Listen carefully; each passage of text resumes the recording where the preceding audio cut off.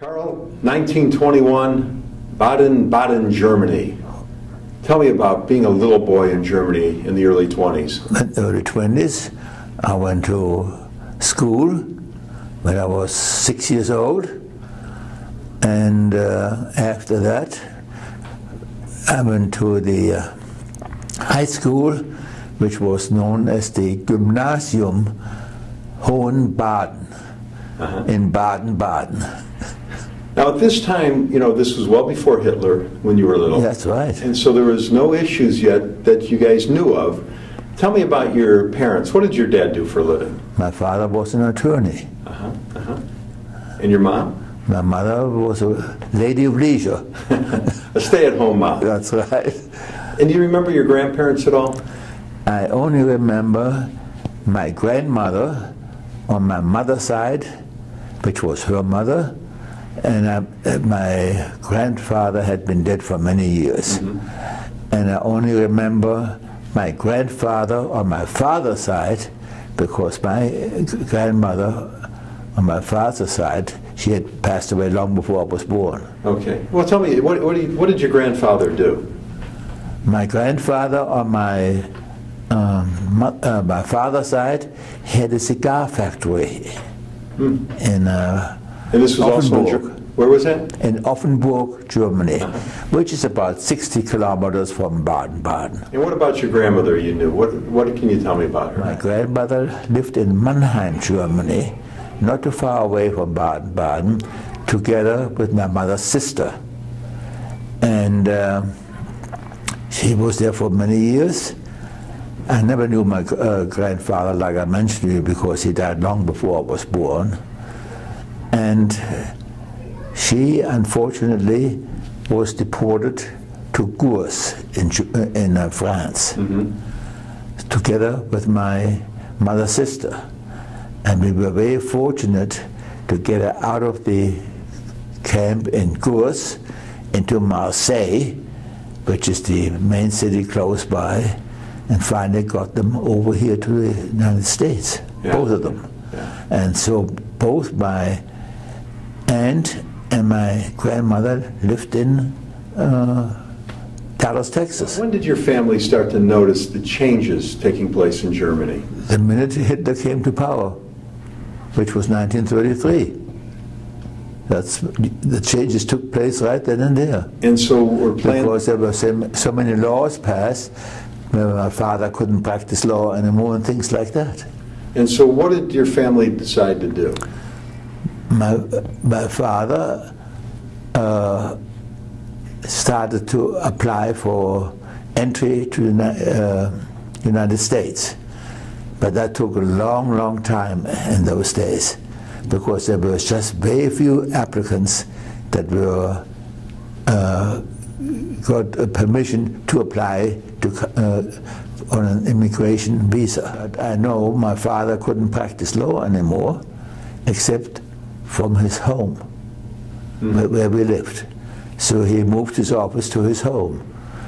In his office downtown in Baden-Baden, he had 2 employees. At home he didn't need anybody. Right. Because he lost most of his clients. Do you remember him talking about that at all to you? Well, I saw that with my own eyes. I still was in Germany. So when did you guys get out of Germany? Well, I left for England in 1936. That's when I went to England to school. And I first went to school in Breitenhof, which is 60 miles south of London. It was a Jewish school. I hated every minute of it. Why was that? Because the courses they taught were all science courses. And I grew up in the arts in Germany. Because the Gymnasium, it's called, was strictly art. Now, did your parents, were they able to get out of Germany too? Yes. And where did they go? We had very influential friends in London, and they got them to England. So you got everybody was in London. While you were going to school, they were able to come there too then? Well, I had already been out of school when they came to England. They came to England in June of 1939. The war started September the 1st. Wow. So they just made it. They just made it. We lived in a small town called Deal, D-E-A-L. That's in Kent. That's the state. And I was able to leave for the United States in December of 1939. The war had started already on September the 1st. But I left my parents behind in that town together with my uncle and aunt, also from Germany, and they had rented a duplex. What finally made the decision for you to say, I'm going to the United States? That my parents made that decision. Okay. I had nothing to do with that. Okay. And now, did you come here with them or on your own? No. I came here by myself. And I arrived at the end of 1939 in New York. I was met by my uncle. My father had an older sister. She lived in New York, and she was married to this gentleman. And he met me at the boat in New York. And he took me to his house after that, and I didn't like New York at all. Nothing but brick walls is all I saw, apartments and brick walls. So that's when I right away sent a letter to my friend here in Dallas. And I told him, asked him whether the offer is still good, and that I speak English, fluent English. And he's the one that wrote back, everybody in Texas and the United States speaks English, but come to Dallas. And 2 weeks later, I was on a train to Dallas, Texas. Now, what's going through your head? Do you have any clue what you're going to do? Did you sit and say to yourself, what am I doing here? I had no idea. But I trusted him, and he put me up at the YMCA here at downtown Dallas for 50 cents a night. Mm-hmm. That's where I stayed for a while before I moved to South Boulevard, where the Jewish Federation, or what do you call, on Pocahontas Street, made arrangements to be a boarder at a Dallas Jewish lady. Her name was Lena Mittenthal. Mittenthal was a very famous name here in Dallas at that time. Mittenthal was an insurance agent, and everybody knew the Mittenthal family. And that's where the Jewish Federation put me up as a boarder. So the Jewish community of Dallas immediately welcomed you very much to the so. town. Very much so. So after 5 or 6 days, I moved in with her. Everything was fine until the 15th of January. The 15th of January, 1940, I came down with a ruptured appendix. Oh boy. So there was a Jewish doctor my father knew from Germany who was here, and a surgeon, and they put me right away into the hospital, and it was on January the 15th. I was in the hospital for 5 weeks because it had ruptured, right. And they didn't have all these penicillins and so forth at that time.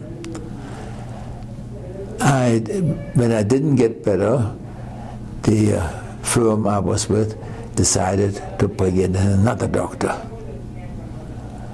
And he decided to put a drain pipe in me. After 5 weeks in the hospital, I was back on my feet. Right now, you said the firm you were with. Who were you working with already in Dallas? Jewelry ships, wholesale liquors. Okay. Okay. And what was your position with them? I was a shipping clerk. Okay. Yeah. Okay. Now, how did you communicate back home to your folks in England? Was it did you use the telephone, or was it just by letter? Strictly by letters. So when the time when you got sick, you wrote a letter to tell them what was going on with you? No, that was a bad mistake I made. I didn't write to them, and they got very worried about me. So you're here alone? you just recovered. Tell me about what do you get into now? What do you do? Well, I'm a shipping clerk at the Jewelry Ships Wholesale Liquor Company. Right. And I worked there for quite some time, and I noticed there's no way I can advance here. So I met a CPA who was his name was Sam Siegler. Still remember him very vividly. He says, Karl, if you want to make a change, let me know, and I'll put you with another firm. And he did. I told him I want to make a change because I'm not getting anywhere. I'm being taken advantage of right here. So he put me up with Glacier's Wholesale Drug. They also the liquor business. Right, they were competitors, as a matter of fact. Right. And then I went to them. And what position did you have there? I was a bookkeeper. Okay. Assistant bookkeeper. And then, guess what happened? I was drafted. And that was the end of that. Right. I went to the Army. The local Jewish community here in Dallas, how have you seen it grow, and how have you seen it embrace people like yourself that come from other places?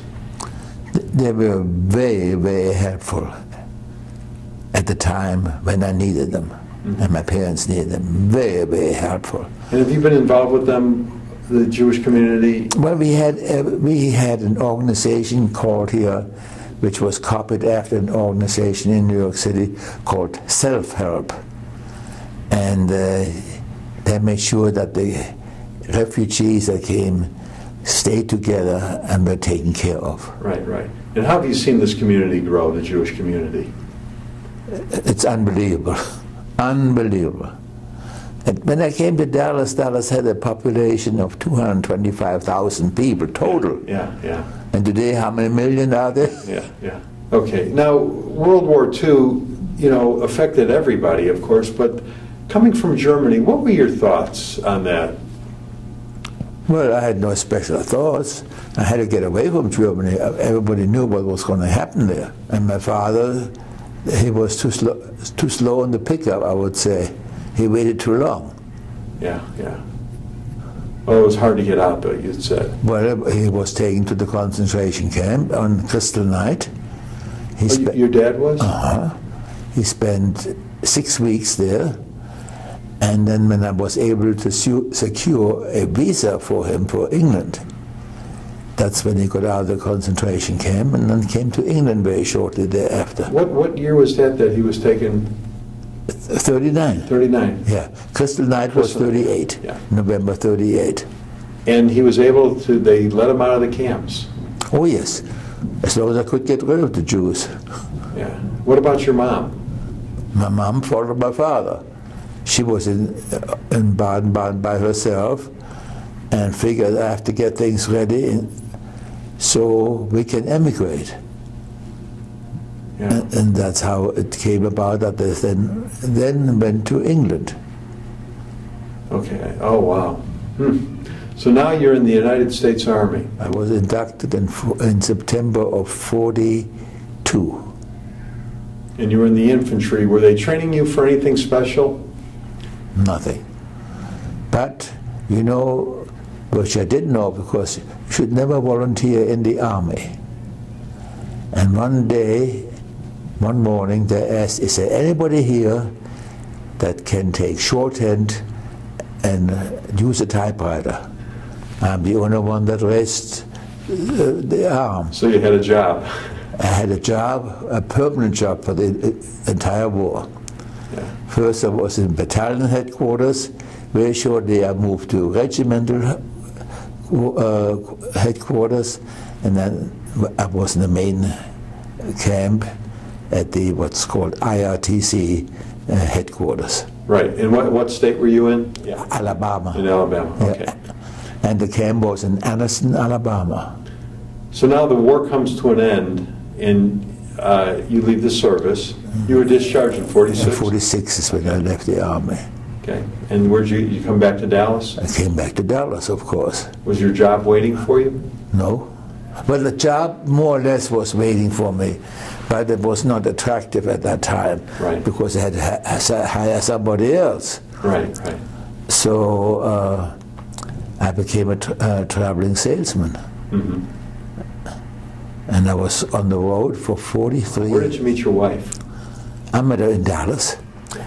I had a birthday, and my parents and her parents came together quite often, either to play bridge or play music. We were all amateur musicians. And that Sunday, when her parents called, they said, we can't make it today because it's our son's birthday. So her parents said, you bring your son along and we'll celebrate together. And that's how it started. And how did she put up with you traveling all the time? She got used to it. Yeah, yeah. She got used to it. Yeah. It wasn't easy because sometimes I was gone 2 to 3 weeks. Yeah, yeah, yeah. I couldn't come home every weekend. Yeah. What was the happiest time in your life? When I married her. What did your folks tell you life was like in the concentration camps? Never talked about it. Never talked about it? Never talked about it. What was it like the day they were captured or picked up or dragged? I wasn't there. I was in England in school. And they never said anything about Never. it? How did you find out? Well, I didn't find out the details ever. They never talked about it. After the war, did they talk at all about it? Yeah, they didn't talk about it. And when did you bring them to the United States? It wasn't that easy. I was in the United States. The war had started over there, full force. My father was interned as an enemy alien in England on the Isle of Man. And my mother moved to the Midlands to Ludlow in Shropshire. That's where she moved to, together with my uncle and aunt. The frustration for your dad, who was a practicing attorney for years, and then to be going through this, and he never talked about how he felt through all this. What he wanted not to be reminded. That's the only thing I can say.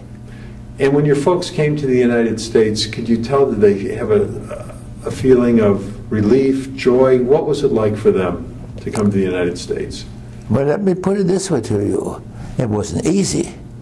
After all, don't forget, we couldn't take any money out of Germany.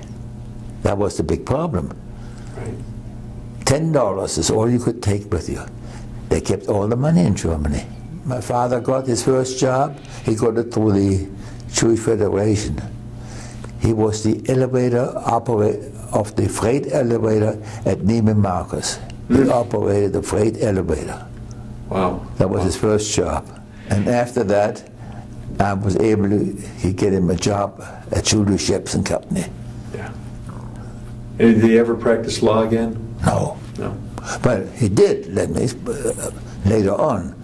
In 1953-54, the restitution laws came into force.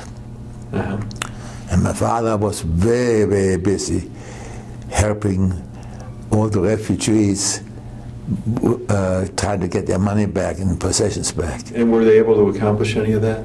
Oh, definitely. Yeah. Definitely. My father was a good attorney. Now, in your lifetime, you lived through so many momentous occasions. You know, obviously, World War II, traveling to the United States.